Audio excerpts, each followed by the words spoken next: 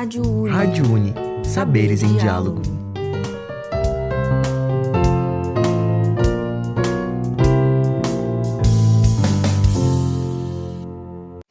Olá, ouvintes da Rádio Uni. Eu sou a Petiana Ilma e dou as boas-vindas à 44ª edição da Rádio Uni. Inicialmente, vamos ouvir a entrevista com Yasmin Alessandra sobre o repositório digital Tatu. Oi, meu nome é Jéssica, faço parte do PET Letras Campus Bagé. Estou com uma convidada muito importante, a Yasmin Alessandra, que falará um pouco sobre o projeto Tatu. Tu poderia me falar um pouco de como foi criado o Tatu? Então, Jéssica, o Tatu ele surge, na verdade, de um outro projeto que foi criado em 2015, que se chama As Políticas Públicas de Formação de Professores em Impressos Pedagógicos, o caso da Revista de Ensino do Rio Grande do Sul, que era um projeto que foi desenvolvido que desenvolvia ações, né, com a digitalização e a disponibilização online de algumas edições da Revista de Ensino do Rio Grande do Sul, que para nós aqui, ainda mais para o nosso campus, que tem o mestrado em ensino, ela é muito importante, porque é um material muito rico para te fazer tua pesquisa e tal. E aí, logo após isso, juntamente com o Grupo Fera, que o Fera é um aliado do Tatu, né? A gente até brinca aqui. Todo Tatu é Fera, mas nem todo Fera é Tatu. O Fera, na verdade, um grupo de pesquisa em História da Educação, repositórios digitais e acervos históricos. Junto com o Fera, antes ele ainda era denominado GEM, que é Grupo de Estudos em Educação, Histórias e Narrativas. Surge o Tatu, né? Juntamente com o Fera. Como um espaço que tem o objetivo da gente criar um inventário mesmo de fontes de pesquisa relacionadas à história da educação. Quando a gente explica até por que o Tatu é importante, a gente criou o Tatu, a gente, né, os que vieram antes de mim no projeto, obviamente, eles criaram o Tatu porque é importante que um pesquisador que está lá longe longe dentro do Rio Grande do Sul, mas longe do Brasil, ele possa acessar um material sem ter que vir na Unipampa, né, vir aqui se deslocar. E aí a pandemia se provou que era necessário que a gente tenha acervos digitais, porque muitas pesquisas foram interrompidas nesse meio tempo. Então surge aí, em 2018, né? Agora tu poderia falar um pouco sobre o que é o Tatu? Sim, então o Tatu leva esse nome em homenagem ao Tatu Mulita, que é um tatu, que é um bicho do bioma Pampa, e ele tem essas patas bem grandonas assim para poder cavar o buraquinho dele, e é muito semelhante ao que a gente faz no Tatu, que é o trabalho do historiador, né, que a gente cava atrás de fontes históricas. Ele é um acervo online e físico, porque muitos dos nossos livros eles estão aqui na sala 3212 do campus Bagé, onde os professores cedem essa sala, né, pra gente poder manter o nosso acervo. E ele é um espaço de consulta, ainda não é uma coisa que a gente dissemina muito, né? Mas a gente consulta alguns livros aqui. E a gente aprende muito também, porque os bolsistas atuais do Tatu, eles são da graduação. Então a gente desenvolve pesquisa sobre história da educação, a gente olha, essa parte aqui é mais interessante, vamos voltar um pouco mais sobre isso. Então a gente tenta dar esse olhar. É um lugar de bastante aprendizado, porque quando alguém entra no Tatu, a pessoa aprende a digitalizar, posteriormente vai aprender a editar. Ela vai ter que fazer ali alguns trabalhos, né? Por vontade, vai ter que fazer alguns trabalhos acadêmicos sobre a história da educação. Então a gente aprende muito. Muita gente se encontra, né? Encontra sua área de pesquisa dentro do Tatu. Tu poderia me falar um pouco sobre os objetivos do projeto?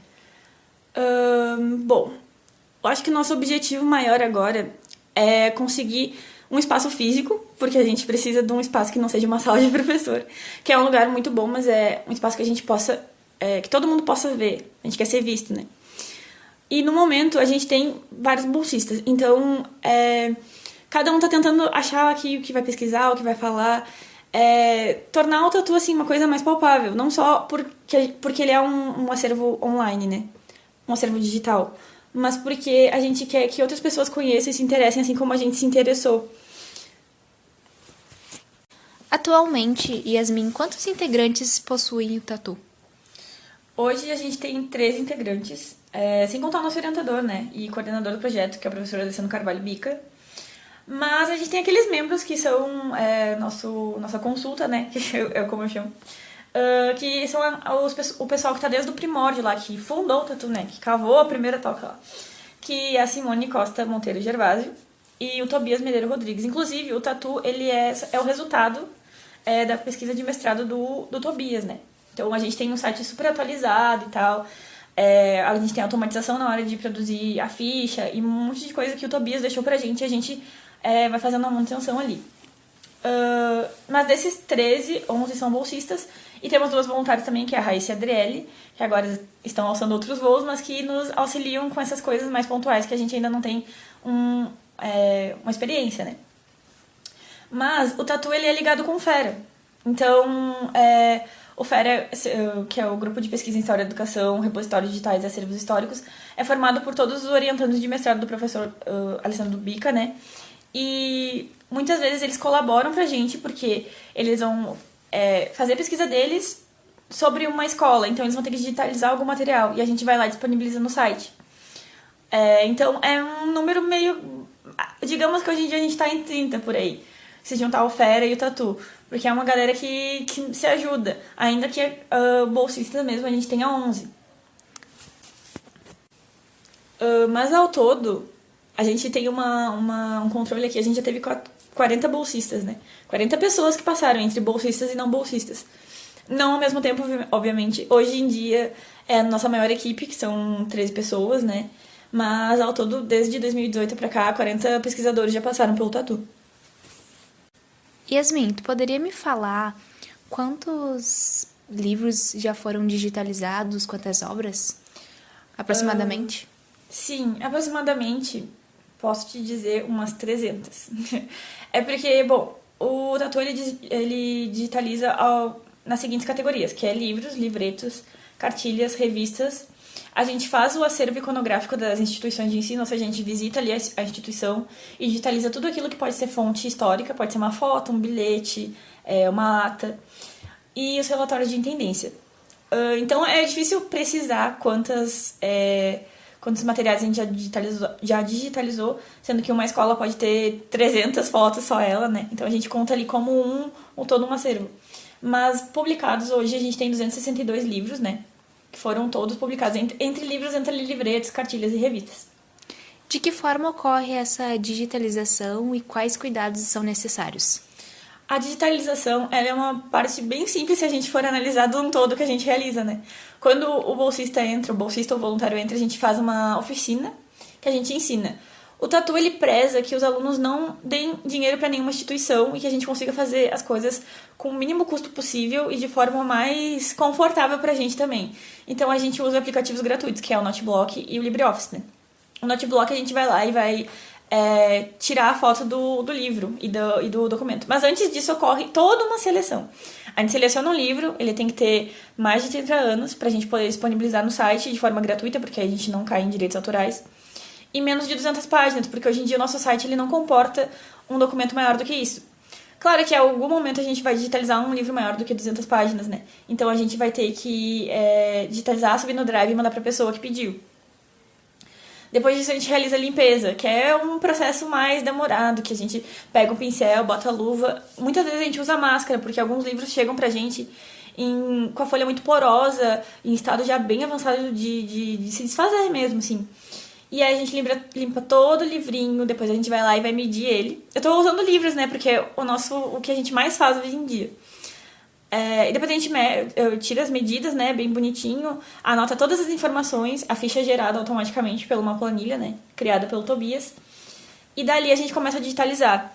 É importante que a gente digitalize todas as páginas. O livro ele tem que ser o mais preciso, tem que ser o mais fiel à sua forma física, né? Então a gente vai digitalizar a página que tá rasgada, rasurada, que tá em branco. E tudo isso sem flash, porque é importante que a gente não danifique aquilo que muitas vezes já vem danificado pra gente. Então a gente tem esse cuidado. Dentro do aplicativo, ele é um aplicativo bem acessível, bem fácil assim, de entender, intuitivo. Então a gente corta ali as páginas, salva todas essas páginas num documento só e sobe como foto mesmo pro Drive. Dali a gente edita, que é um processo bem mais complicadinho, porque a gente tem que contar página por página, ver se tá certinho, corretinho. E depois disponibiliza para publicação. Tá bem, e agora eu queria saber por onde a gente pode acompanhar esse projeto. Hoje em dia a gente tem um site bem legal, bem atualizado, que a gente tenta cuidar dele o máximo possível, tá sempre olhando, vendo o que pode botar ali, né? Que é o sistemas.bageunipampa.edu.br/tatu. Mas se digitar repositório digital tatu da Unipampa, com certeza encontra. A gente também tem o Instagram, que é repositório tatu, eu acho. A gente não lembra, né? Mas uso todo dia.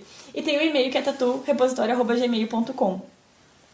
Ou, se alguém quiser, pode passar na sala 3212 do Campus Bagé. Em qualquer dia, sempre tem alguém, pelo menos uma vez por dia vai ter alguém, porque a gente tem alguns turnos para o pessoal visitar, né? Entender um pouco. Quer ser voluntário, quer entender como é que faz, quero ver o livro só. Pode passar lá que a gente faz um café e conversa.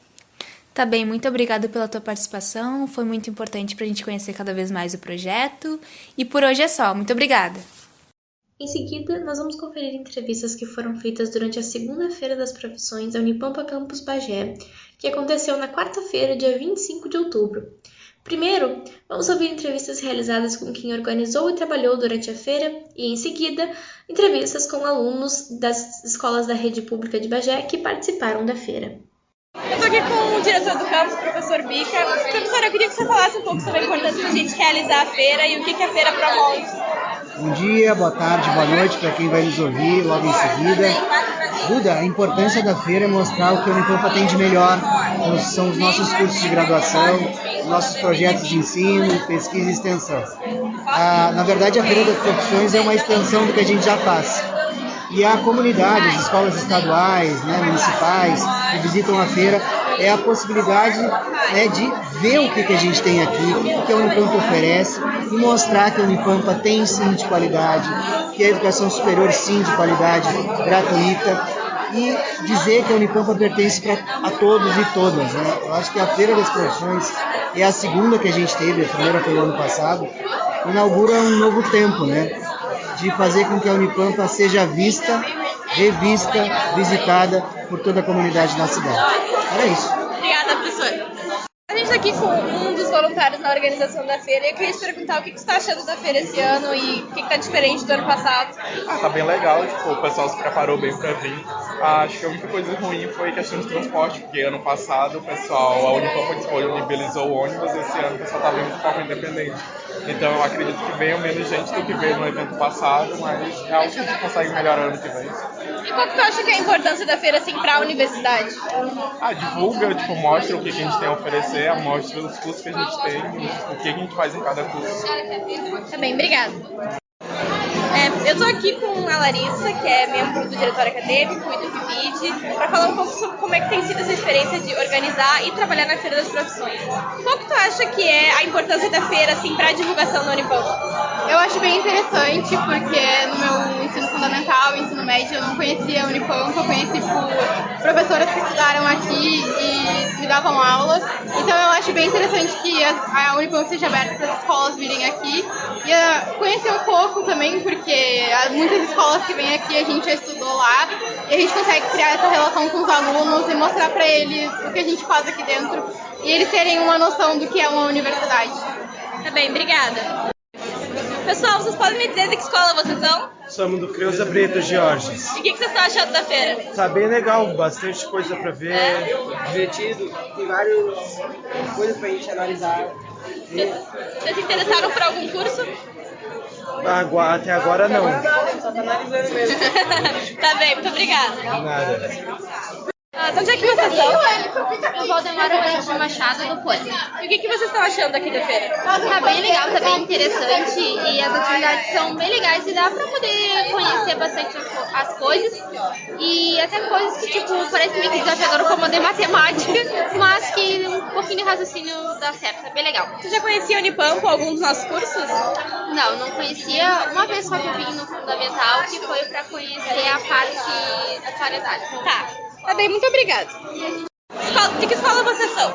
Nós somos da Escola Cívico Militar Dr. João Severiano. Vocês já conheciam aqui a Unipampa? Não. Então, o que vocês estão achando da Feira das Profissões? Eu estou achando maravilhosa, eu acho muito importante, porque com cada trabalho que a gente vê aqui, a gente já vê mais ou menos o que vai ter no futuro. O que a gente, vamos escolher um curso de música, por exemplo. A gente vê o que vai ter no curso de música, o que a gente vai aprender. Por isso eu acho essa feira maravilhosa. Muito obrigada. Vocês se interessaram por algum um curso? O que vocês pensam em fazer? Ainda não sei, mas eu gostei de vários cursos já. A música, a física, a química. Tá bem, pessoal, muito obrigada. De que escola tu é? Instituto Federal Sul Rio Grandense, Campus Bagé. Já conhecia a Unipampa? Já conheci. E o que você tá achando da Feira das Profissões? Tá bem bacana, tem bastante stands legais nos cursos e acho que é uma ideia muito interessante. E o que tu te interessou? Por quais cursos, por quais atividades? Gostei bastante da barraquinha da engenharia da computação, que lá tem coisas com relações com o que eu estudo no Sul, mas a barraquinha do curso de letras também é muito legal, tem ajuda a gente a entender sobre pessoas da área da literatura e vários temas em geral, e eu não tive tempo de ver as outras barraquinhas. Tá bem, obrigada. De que escola tu é? IFSU. E o que você tá achando da Feira das Profissões? Tô gostando bastante, primeira vez que eu vim. E te interessou por alguma atividade, por algum curso? Eu já tenho um curso em mente, mas eu gostei bastante da exposição lá em cima do Leminski. Tá bem, obrigada. Vamos agora ouvir a resenha da petiana Jéssica Vitória sobre a obra Loucos por Livros. Oi, meu nome é Jéssica, eu faço parte do grupo PET Letras. Eu vou falar um pouco sobre a obra Loucos por Livros. Loucos por Livros é uma obra que faz parte de uma trilogia.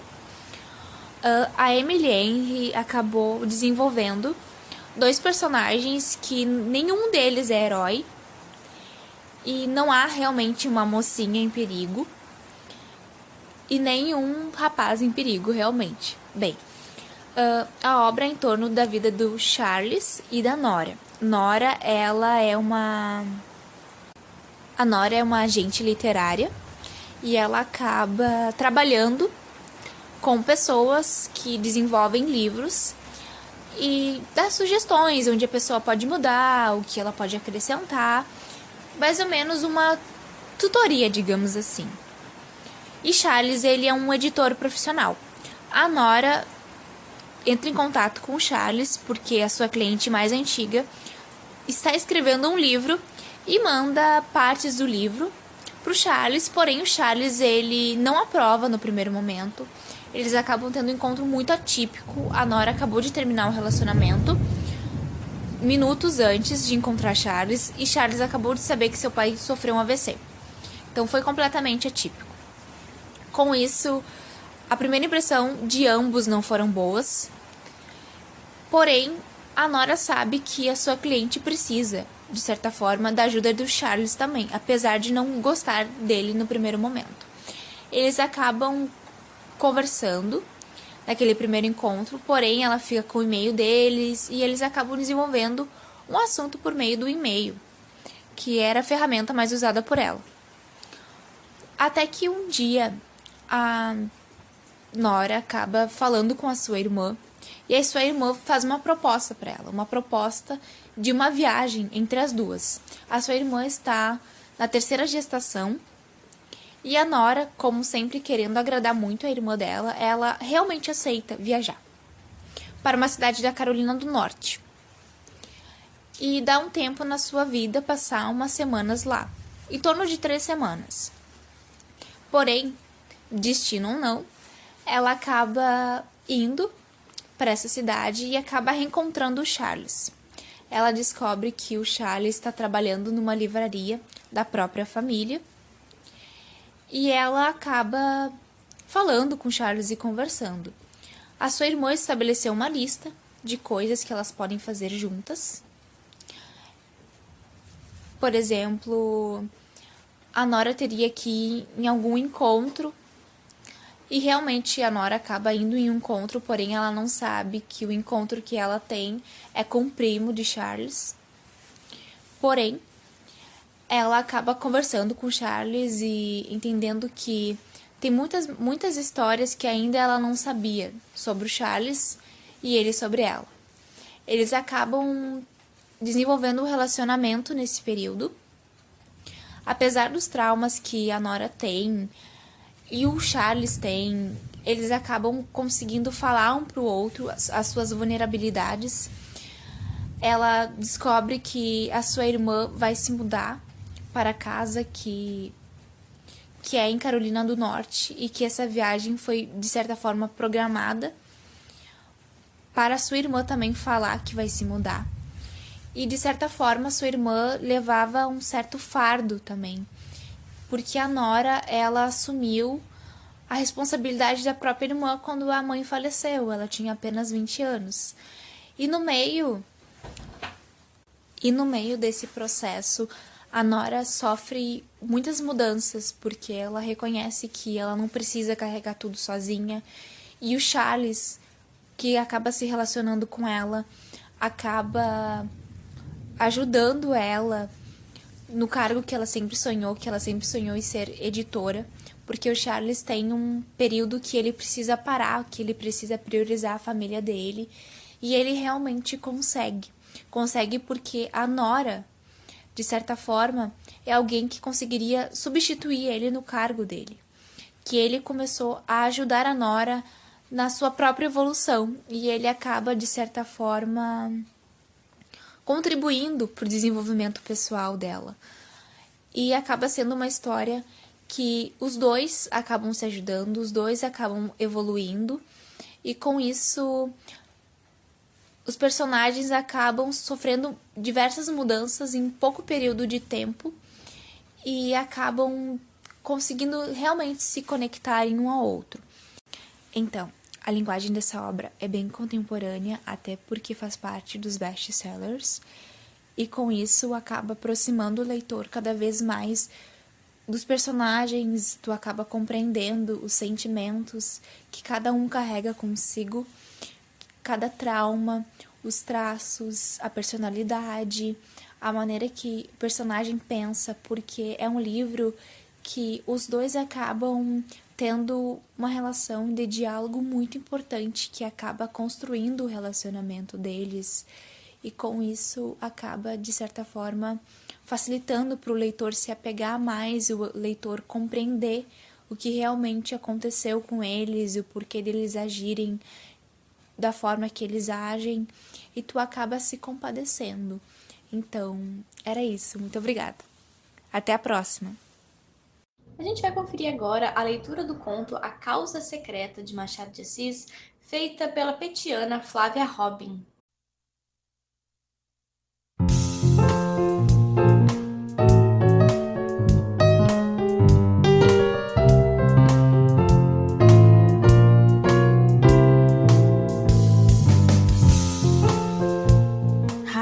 Rádio Uni. Saberes em diálogo.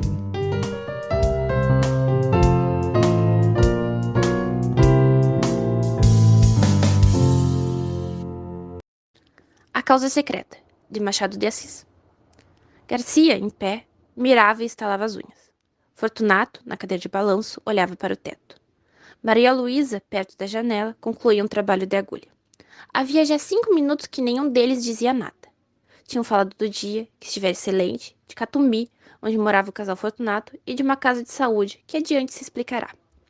Como os 3 personagens aqui presentes estão agora mortos e enterrados, tempo é de contar a história sem reboço. Tinham falado também de outra coisa, além daquelas 3, coisa tão feia e grave que não lhes deixou muito gosto para tratar do dia, do bairro e da casa de saúde. Toda a conversação a este respeito foi constrangida. Agora mesmo, os dedos de Maria Luísa parecem ainda trêmulos, ao passo que há no rosto de Garcia uma expressão de severidade, que não lhe é habitual. Em verdade, o que se passou foi de tal natureza que, para fazê-lo entender, é preciso remontar à origem da situação. Garcia tinha se formado em medicina no ano anterior, 1861. No de 1860, estando ainda na escola, encontrou-se com Fortunato, pela primeira vez, à porta da Santa Casa. Entrava quando o outro saía.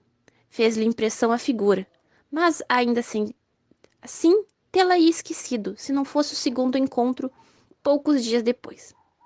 Morava na rua de Dom Manuel. Uma das suas raras distrações era ir ao Teatro de São Januário, que ficava perto, entre essa rua e a praia. Ia 1 ou 2 vezes por mês, e nunca achava acima de 40 pessoas. Só os mais intrépidos ousavam estender os passos até aquele recanto da cidade. Uma noite, estando nas cadeiras, apareceu ali Fortunato e sentou-se ao pé dele. A peça era um dramalhão, cozido a facadas, oriçado de imprecações e remorsos, mas Fortunato ouviu-a com singular interesse. Dos lances dolorosos, a atenção dele redobrava. Os olhos iam avidamente de um personagem a outro, a tal ponto que o estudante suspeitou haver na peça reminiscências pessoais do vizinho. No fim do drama, veio uma farsa, mas Fortunato não esperou por ela e saiu. Garcia saiu atrás dele. Fortunato foi pelo Beco do Cotovelo, Rua de São José, até o Largo do Carioca. Ia devagar, cabisbaixo, parando às vezes, para dar uma bengalada em algum cão que dormia. O cão ficava ganindo e ele ia andando. No Largo da Carioca, entrou em um tiburi e seguiu para os lados da Praça da Constituição. Garcia voltou para casa sem saber mais nada. Decorreram algumas semanas. Uma noite, eram 9 horas, estava em casa, quando ouviu o rumor de vozes na escada. Desceu logo do sótão, onde morava, ao primeiro andar, onde vivia um empregado do arsenal de guerra. Era este que alguns homens conduziam, escada acima, ensanguentado. O preto que o servia acudiu a abrir a porta. O homem gemia, as vozes eram confusas, a luz pouca. Deposto o ferido na cama, Garcia disse que era preciso chamar um médico. Já aí vem um, acudiu alguém. Garcia olhou. Era o próprio homem da Santa Casa e do teatro. Imaginou que seria o parente ou amigo do ferido, mas rejeitou a suposição, desde que lhe ouviu vir a perguntar se esse tinha família ou pessoa próxima. Disse-lhe o preto que não, e ele assumiu a direção do serviço. Pediu às pessoas estranhas que se retirassem, pagou aos carregadores e deu as primeiras ordens. Sabendo que o Garcia era vizinho e estudante de medicina, pediu-lhe que ficasse para ajudar o médico. Em seguida contou o que se passara. Foi uma malta de capoeiras. Eu vinha do quartel de Moura, onde foi visitar um primo, quando ouvi um barulho muito grande e logo depois deu um ajuntamento. Parece que eles feriram também a um sujeito que se passava e que entrou por um daqueles becos, mas eu só vi a este senhor, que atravessava a rua no momento que um dos capoeiras, roçando por ele, meteu-lhe o punhal. Não caiu logo. Disse onde morava e, como era 2 passos, achei melhor trazê-lo. Conhecia-o antes? Perguntou Garcia. Não, nunca ouvi. Quem é? É um bom homem, empregado no arsenal de guerra. Chama-se Gouveia. Não sei quem é. Médico e subdelegado vieram daí a pouco. Fez-se o curativo e tomaram-se as informações. O desconhecido declarou se chamar Fortunato Gomes da Silveira. Ser capitalista, solteiro, morador em Catumbi. A ferida foi reconhecida grave. Durante o curativo, ajudado pelo estudante, Fortunato serviu de criado, segurando a bacia, a vela, os panos, sem perturbar nada, olhando friamente para o ferido, que gemia muito. No fim, entendeu-se particularmente com o médico, acompanhou até o patamar da escada e reiterou ao subdelegado a declaração de estar pronto a auxiliar as pesquisas da polícia. Os dois saíram e ele e o estudante ficaram no quarto. Garcia estava atônito. Olhou para ele, viu sentar-se tranquilamente, estirar as pernas, meter as mãos nas algibeiras das calças e fitar os olhos no ferido. Os olhos eram claros, cor de chumbo, moviam-se devagar e tinha expressão dura, seca e fria. Cara magra e pálida, uma tira estreita de barba por baixo do queixo e de uma têmpora à outra, curta, ruiva e rara. Teria 40 anos. De quando em quando, voltava-se para o estudante e perguntava alguma coisa acerca do ferido, mas tornava logo o olhar para ele, enquanto o rapaz lhe dava a resposta. A sensação que o estudante recebia era de repulsa, ao mesmo tempo que de curiosidade. Não podia negar que estava assistindo a um ato de rara dedicação, e se era desinteressado como parecia, não havia mais que aceitar o coração humano como um poço de mistérios. Fortunato saiu pouco antes de 1 hora. Voltou nos dias seguintes, mas a cura fez-se depressa, e antes de concluída, desapareceu sem dizer ao obsequiado onde morava. Foi o estudante que lhe deu as indicações do nome, rua e número. Vou agradecer-lhe a esmola que me fez, logo que possa sair, disse o convalescente. Correu a Catumbi daí a 6 dias. Fortunato recebeu-o constrangido. Ouviu impaciente as palavras de agradecimento, deu-lhe uma resposta enfastiada e acabou batendo com as borlas do chambre no joelho. Gouveia, defronte dele, sentado e calado, alisava o chapéu com os dedos, levantando os olhos de quando em quando, sem achar mais nada que dizer. No fim de 10 minutos, pediu licença para sair e saiu. Cuidado com os capoeiras, disse-lhe o dono da casa, rindo-se. O pobre diabo saiu de lá mortificado, humilhado, mastigando a custo o desdém, forcejando por esquecê-lo, explicá-lo ou perdoá-lo. para que no coração só ficasse a memória do benefício. Mas o esforço era vão. O ressentimento, hóspede novo exclusivo, entrou e pôs fora o benefício, de tal modo que o desgraçado não teve mais que trepar a cabeça e refugiar-se ali como uma simples ideia. Foi assim que o próprio benfeitor ensinou a este homem o ressentimento da ingratidão. Tudo isso assombrou Garcia. Este moço possuía, em germe, a faculdade de decifrar os homens, de decompor os caracteres. Tinha o amor da análise e sentia o regalo, que dizia ser supremo, de penetrar muitas camadas morais até apalpar o segredo de um organismo. Picado de curiosidade, lembrou-se de ir ter com um homem de Catumbi, mas advertiu que nem recebera dele o oferecimento formal da casa. Quando menos, era-lhe preciso um pretexto, e não achou nenhum. Tempos depois, estando já formado e morando na rua de Mata-Cavalos, perto da do Conde, encontrou Fortunato em uma gôndola. Encontrou ainda outras vezes, e a frequência trouxe a familiaridade. Um dia Fortunato convidou-o a ir visitá-lo ali perto, em Catumbi. Sabe que estou casado? Não sabia. Casei-me há 4 meses, podia dizer 4 dias. Vai jantar conosco domingo. Domingo? Não esteja forjando desculpas, não admito desculpas. Vá domingo. Garcia foi lá domingo. Fortunato deu-lhe um bom jantar, bons charutos e boa palestra, em companhia da senhora, que era interessante. A figura dele não mudara. Os olhos eram as mesmas chapas de estanho, duras e ilhas. As outras feições não eram mais atraentes do que dantes. Os obséquios, porém, se não resgatavam a natureza, davam alguma compensação. E não era pouco. Maria Luísa é que possuía ambas os feitiços, pessoa e modos. Era esbelta, airosa, olhos meigos e submissos. Tinha 25 anos e parecia não passar de 19. Garcia, a segunda vez que lá foi, percebeu que entre eles havia alguma dissonância de caracteres, pouco ou nenhuma afinidade moral, e da parte da mulher, para com o marido, uns modos que transcendiam o respeito e confinavam na resignação e no temor. Um dia, estando os 3 juntos, perguntou Garcia a Maria Luísa se tivera notícia das circunstâncias em que ele conhecera o marido. Não, respondeu a moça. Vai ouvir uma ação bonita. Não vale a pena, interrompeu Fortunato.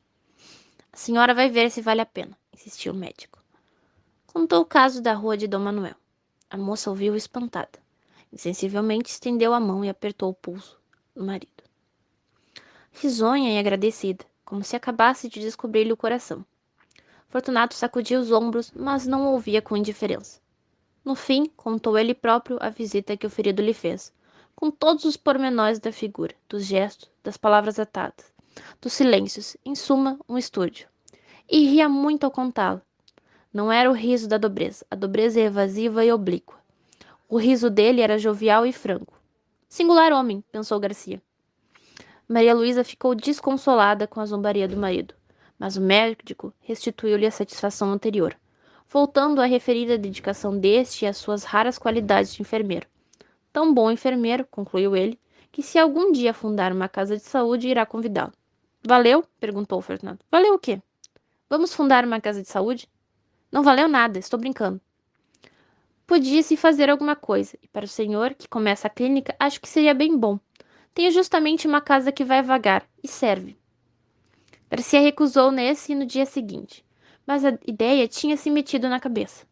Ao outro, e não foi possível recuar mais. Na verdade, era uma boa estreia para ele, e podia vir a ser um bom negócio para ambos. Aceitou finalmente, daí a dias, e foi uma desilusão para Maria Luísa. Criatura nervosa e ágil, padecia só com a ideia de que o marido tivesse de viver em contato com enfermidades humanas. Mas não ousou-lhe opor-se-lhe, e curvou a cabeça. O plano fez-se e cumpriu-se depressa.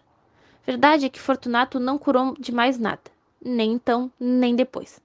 Aberta a casa, foi ele o próprio administrador e chefe de enfermeiros. Examinava tudo, ordenava tudo, compras e caldos, drogas e contas. Garcia pôde então observar que a dedicação ao ferido da rua de Dom Manuel não era um caso fortuito, mas assentava na própria natureza deste homem. Via-o servir como nenhum dos flamos. Não recuava diante de nada, não conhecia moléstia aflitiva ou repelente, e estava sempre pronto para tudo, a qualquer hora do dia ou da noite. Toda a gente pasmava e aplaudia. Fortunato estudava, acompanhava as operações, e nenhum outro cuidava os cáusticos. Tenho muita fé nos cáusticos, dizia ele. A comunhão dos interesses apertou os laços da intimidade. Garcia tornou-se familiar na casa.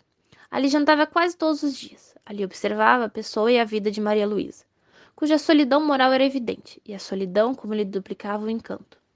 Garcia começou a sentir que alguma coisa o agitava. Quando ela aparecia, quando falava, quando trabalhava, calada, ao canto da janela, ou tocava o piano umas músicas tristes. Manso e manso entrou-lhe o amor no coração. Quando deu por ele, quis expeli-lo, para que entre ele e Fortunato não houvesse outro laço que o da amizade. Mas não pôde. Pôde apenas trancá-lo. Maria Luísa compreendeu ambas as coisas, a afeição e o silêncio, mas não se deu por achada. No começo de outubro, deu-se um incidente que desvendou ainda mais os olhos do médico a situação da moça. Fortunato metera-se a estudar anatomia e fisiologia, e ocupava-se na horas vagas em resgatar e envenenar gatos e cães. Como os guinchos dos animais atordoavam os doentes, mudou o laboratório para casa, e a mulher, complexão nervosa, teve de o sofrer. Um dia, porém, não podendo mais, foi ter com o médico e pediu-lhe que, como coisa sua, alcançasse do marido a cessão de tais experiências. Mas a senhora mesma, Maria Luísa, acudiu, sorrindo. Ele naturalmente achará que sou criança. O que eu queria é que o senhor, como médico, lhe dissesse que isso me faz mal, e creia que faz. Garcia alcançou prontamente que o outro acabasse com tais estudos. Se os foi fazer em outra parte, ninguém o soube. Mas pode ser que sim. Maria Luísa agradeceu ao médico, tanto por ela como pelos animais, que não podia ver padecer. Tossia de quando em quando. Garcia perguntou-lhe se tinha alguma coisa. Ela respondeu que nada. Deixe ver o pulso. Não tenho nada. Não deu pulso e retirou-se. Garcia ficou apreensivo. Cuidava, ao contrário, que ela podia ter alguma coisa. E que era preciso observá-la e avisar o marido em tempo. 2 dias depois, exatamente o dia que vemos agora, Garcia foi lá jantar. Na sala disseram que o Fortunato estava no gabinete e ele caminhou para lá. Ia chegando à porta, no momento que Maria Luísa saía aflita. Que é? Perguntou-lhe. O rato! O rato! Exclamou a moça sufocada e afastando-se. Garcia lembrou-se que na véspera ouvira ao Fortunato queixar-se de um rato, que lhe levara um papel importante, mas estava longe de esperar o que viu. Viu Fortunato sentado à mesa, que havia no centro do gabinete e sobre o qual pusera um prato com um espírito de vinho.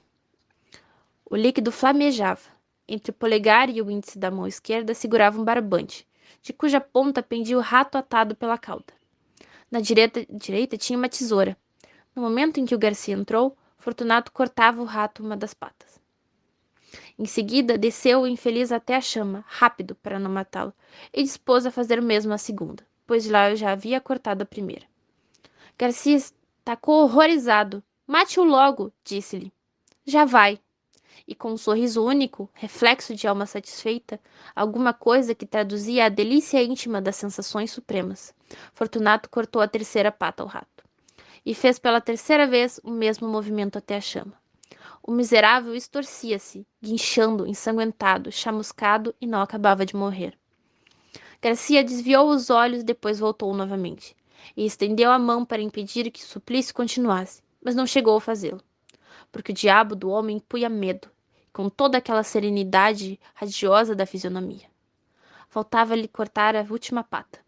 Fortunato cortou-a muito devagar, acompanhando a tesoura com os olhos. A pata caiu e ele ficou olhando para o rato meio cadáver. Ao descê-lo pela 4ª vez até a chama, deu ainda mais rapidez ao gesto, para salvar, se pudesse, alguns farrapos de vida. Garcia, de fronte, conseguia dominar a repugnância do espetáculo para fixar a cara do homem. Nem raiva, nem ódio, tão somente um vasto prazer quieto e profundo, como daria a outro a audição de uma bela sonata, ou a vista de uma estátua divina, alguma coisa parecida com a pura sensação estética. Pareceu-lhe, e era verdade, que Fortunato havia inteiramente esquecido. Isto posto, não estaria fingindo, e devia ser aquilo mesmo. A chama ia morrendo, a rato podia ser que tivesse ainda um resíduo de vida, sombra de sombra. Fortunato aproveitou para cortar-lhe o focinho e pela última vez chegar a carne ao fogo. Afinal, deixou cair o cadáver no prato e arredou de si toda essa mistura de chamusco e sangue. Ao levantar-se, deu com o médico e teve um sobressalto. Então, mostrou-se enraivecido contra o animal que lhe comera o papel.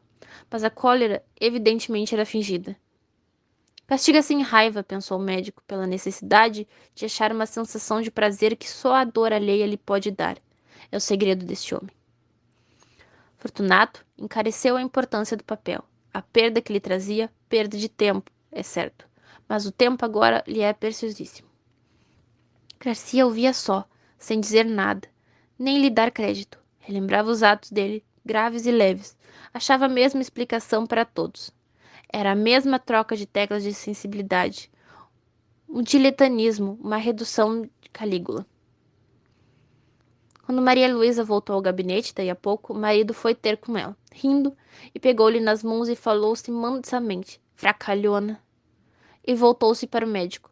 Há de crer que quase desmaiou? Maria Luísa defendeu-se com medo. Disse que era nervosa e mulher. Depois foi sentar-se à janela com suas lãs e agulhas, e os dedos ainda trêmulos, tal qual a vimos no começo dessa história. Hão de lembrar-se que, depois de terem falado de outras coisas, ficaram calados os três. O marido sentado e olhando para o teto, o médico estalando as unhas. Pouco depois foram jantar, mas o jantar não foi alegre. Maria Luísa cismava e tossia. O médico indagava de si mesmo se ela não estaria exposta a algum excesso na companhia de tal homem. Era apenas possível, mas o amor tocou-lhe a possibilidade e certeza. Tremeu por ela e cuidou de os vigiar. Ela tossia e não se passou muito tempo que a moléstia não tirasse a máscara. Era a Tísica, velha dama insaciável, que chupa a vida toda até deixar um bagaço de ossos. Fortunato recebeu a notícia como um golpe. Amava de veras a mulher. A seu modo, estava acostumado com ela, custava-lhe perdê-la.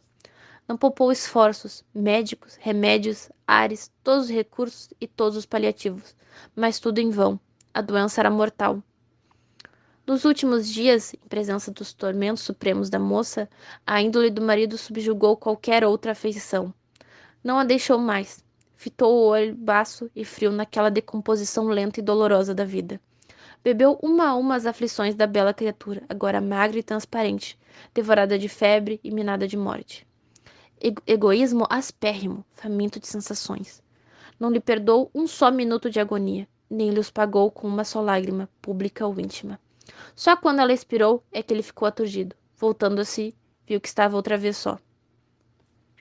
De noite, indo repousar uma parenta de Maria Luísa, que a ajudara a morrer, ficaram na sala Fortunato e Garcia velando o cadáver.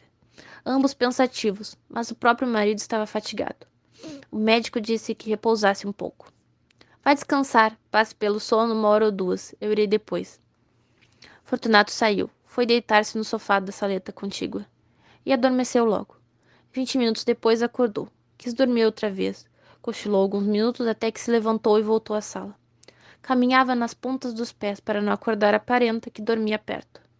Chegando à porta, estacou assombrado. Garcia tinha-se chegado ao cadáver, levantara o lenço e contemplara por alguns instantes as feições defuntas. Depois, como se a morte espiritualizasse tudo, inclinou-se e beijou-a na testa. Foi nesse momento que Fortunato chegou à porta. Estacou assombrado. Não podia ser o beijo da amizade. Podia ser o epílogo de um livro adúltero. Não tinha ciúmes, note-se. A natureza compô-lo de maneira que não deu ciúmes nem inveja, mas dera-lhe vaidade, que não é menos cativa ao ressentimento. Olhou assombrado, mordendo os beiços. Entretanto, Garcia inclinou-se ainda para beijar outra vez o cadáver, mas então não pôde mais. O beijo rebentou em soluços, e os olhos não puderam conter as lágrimas, que vieram em borbotões. Lágrimas de amor calado e irremediável desespero. Fortunato, à porta onde ficara, saboreou tranquilo essa explosão de dor moral que foi longa, muito longa, deliciosamente longa.